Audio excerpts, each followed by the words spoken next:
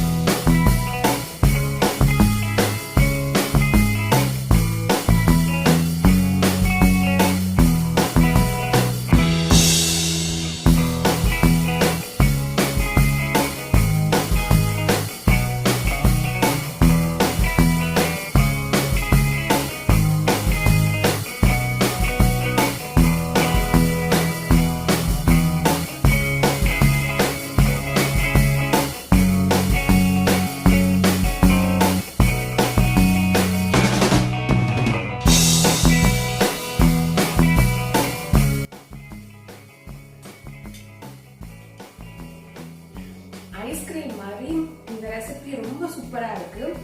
சம்மர்ல ரொம்ப ஹாட்டான கிளைமேட்ல வந்து கண்டிப்பா இந்த மாதிரி சில் ரெசிபிஸ் வந்து நீங்க ட்ரை பண்ணலாம்.